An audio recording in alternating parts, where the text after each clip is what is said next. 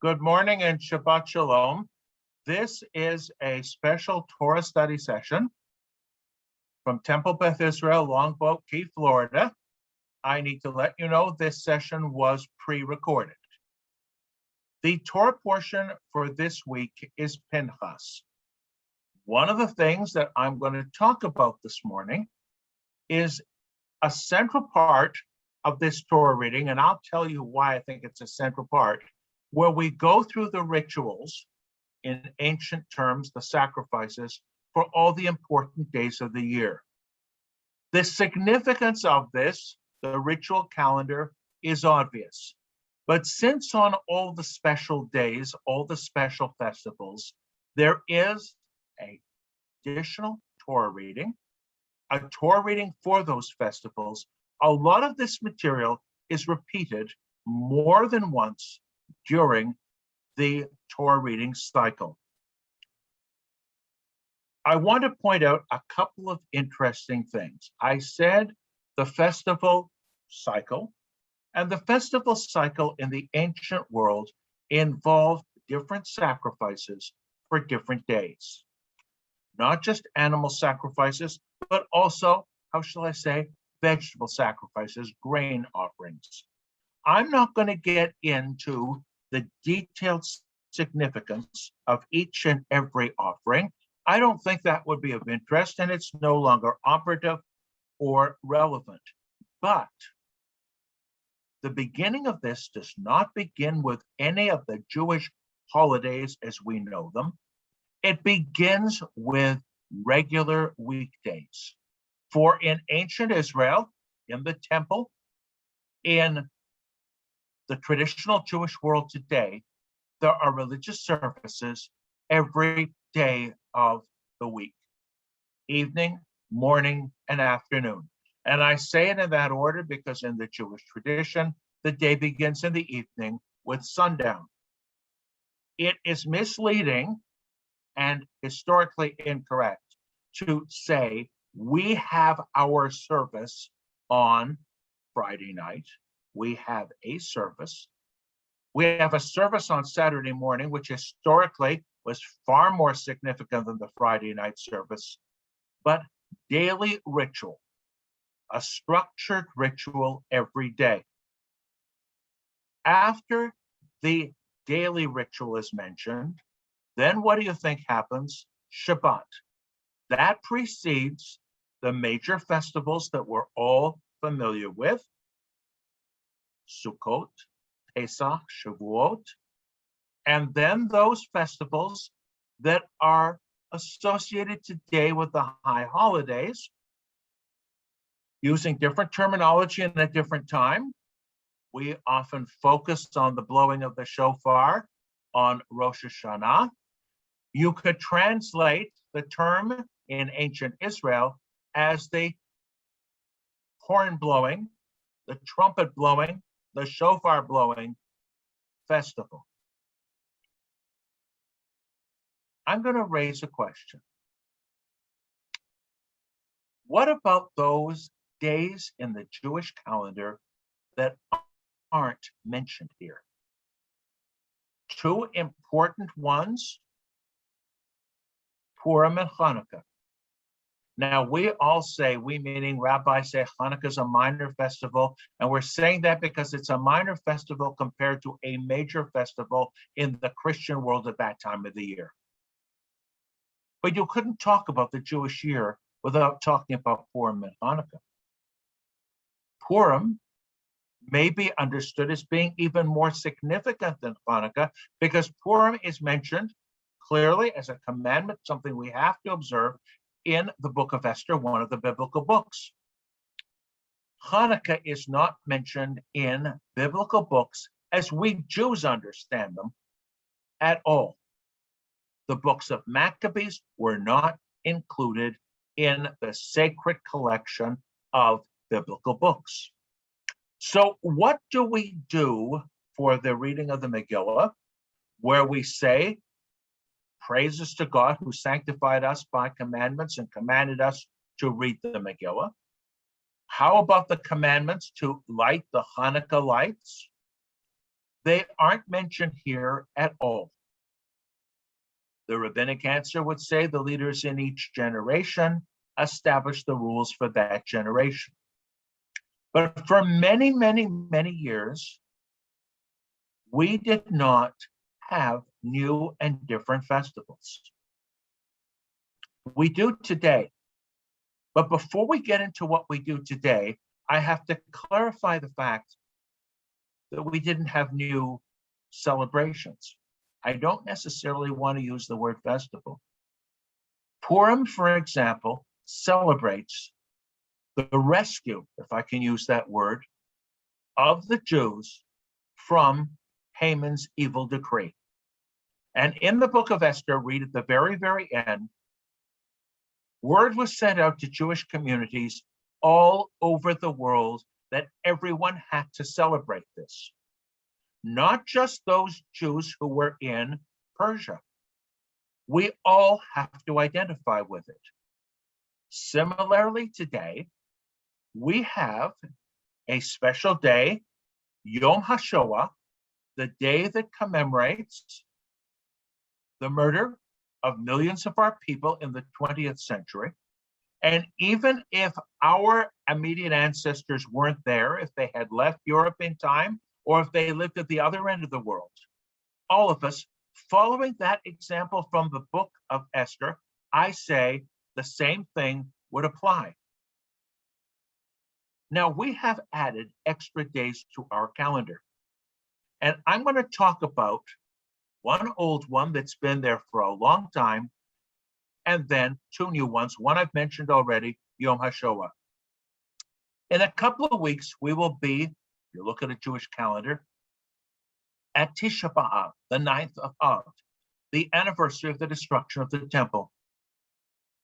Our ancestors set aside a special day of mourning and fasting. It's in the summer. Most people aren't aware of it. A special day to commemorate that disaster. There have been days that have been added to the Jewish calendar in specific communities that did not catch on everywhere, commemorating disasters, and on the other hand, special Purims for special Jewish communities whose fate was almost completely sealed, but there was a last-minute rescue. There is a list of special Purims dedicated to the rescue of several Jewish communities in Italy in the Middle Ages and the early modern period, for example. So Tisha B'Av is not on our list here. It was added because of its significance. But that was a long time ago. Then the rabbis decided innovation was not really allowed. You couldn't admit it. So what do we do? How do we commemorate the disaster of the 20th century for the Jewish people? Some said a special day wasn't necessary. Incorporated in part of Tisha B'Av. A different response was Yom HaShoah, the day of that disastrous destruction.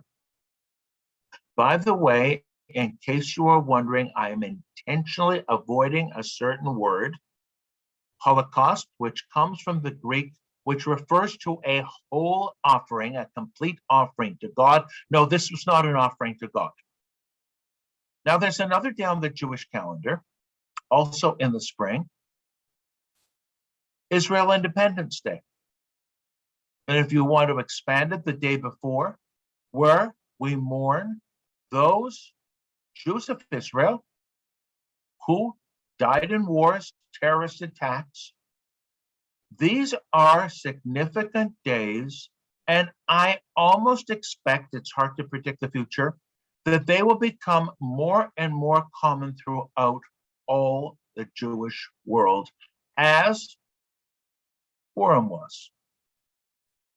We show our connection with our fellow Jews that even if we weren't there at the time, even if we personally didn't suffer, we mourn with the entire Jewish community.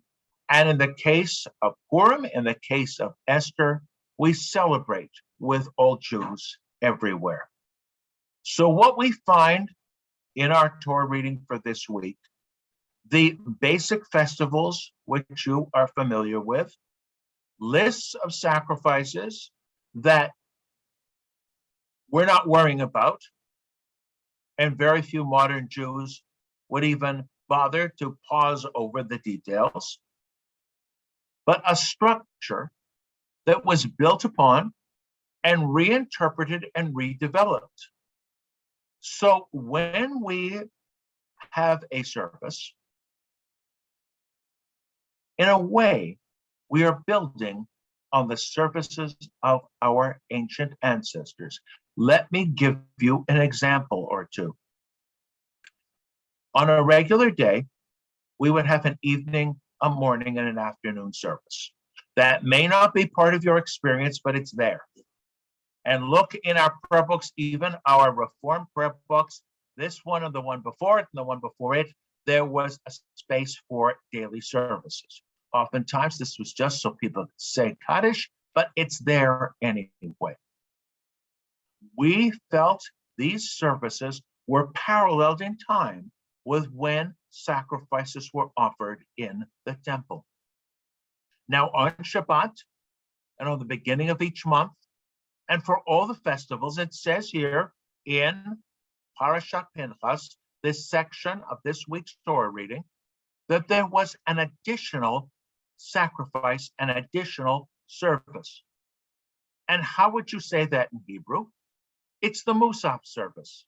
So if you go to a traditional synagogue, the service is much longer, you all know that, but there's a structure to its length. And after the Torah reading and the Haftorah reading, you almost, I almost want to say you begin again. You say a second Amida, Eloheinu ve'Elohei avotenu ve'imotenu.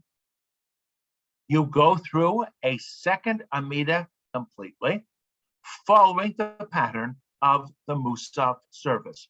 One of the interesting things that the Reform movement did was eliminate the Musaf service because it was, for the most part, repetition, but not entirely repetition. And those parts of the Musaf service that were distinct were put into our, for example, Friday night service. And I'm going to give you an example that you're familiar with. We sing Yismachu. That is in the Musaf service. It is such an important and beautiful thing, we didn't want to lose it. So by eliminating that service, we kept some of its essence. I hope I haven't confused you. As I say on so many occasions, be glad we're not going to have a test afterwards, just to get the feel that wherever we are in our liturgy, in our structure of our prayers today, came from somewhere. It built on what our ancestors did. And where our ancestors mourned the destruction of the temple and really felt its loss, there was something that replaced it. There wasn't complete emptiness. The synagogue service is what replaced the temple service. And when I have been challenged, and don't think I haven't many, many times, how can you pray to God? You don't have your temple in Jerusalem.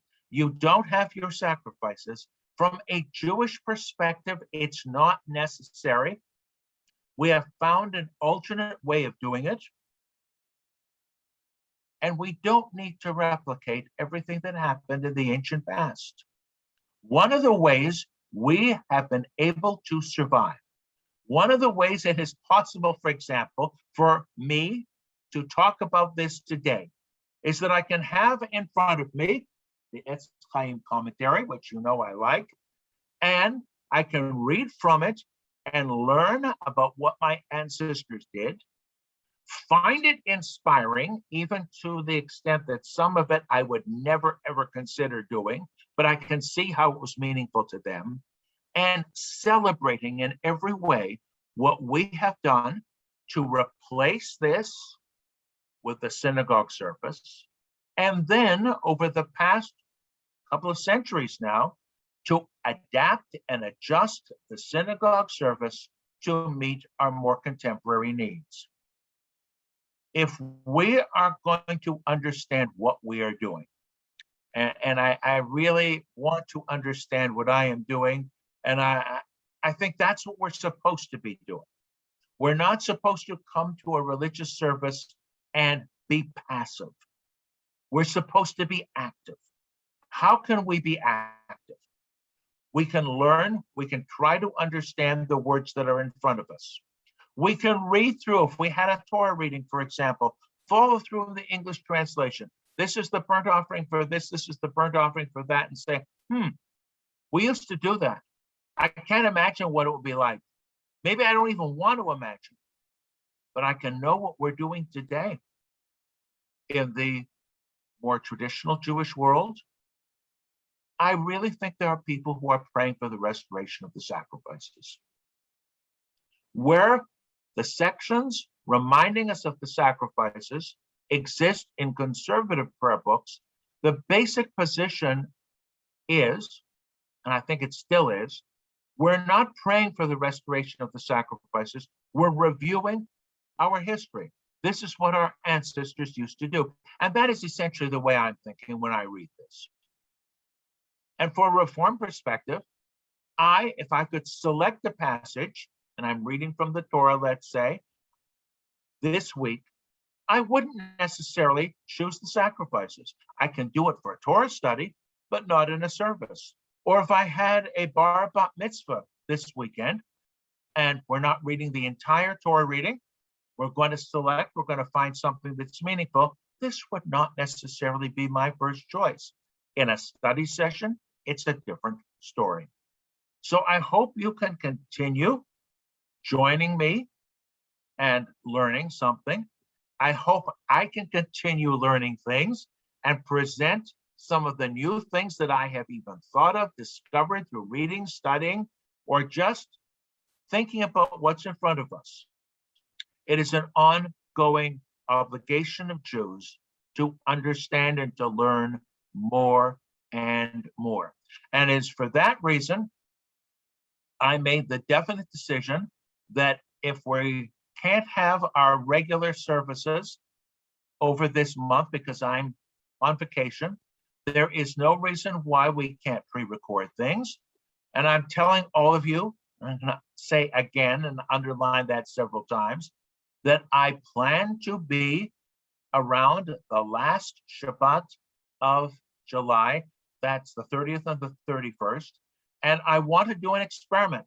And you're all invited to join me at TPI on Longboat Key in the building, one way or another, and do something in the building as we move back into our pattern of what we did in the past.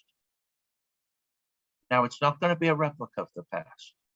We want to return to where we were. Oh, yes. But it's going to be new and it's going to be different. Our plan is to live stream in addition to the service, hybrid. For those who can't come to the service because they're not feeling well, or it's too difficult physically, or the distance is too far, or our members who are out of town or up north. By the way, we had a lot of our members who were up north last year over the high holidays and would have been up there anyway. Tune in to our services. So it's going to be an innovation. It's going to be different because we're going to be different, because we're not the same people we were 16 months ago. So continue with me. We'll do this again for next week and the week after and the week after that. And I hope we can all make that commitment to study the Torah, to understand it in its historical context, and see what it can mean for us in our lives today. And I hope God will give us the strength and the courage to continue doing that as our ancestors have done for generations. Thank you very much for joining us.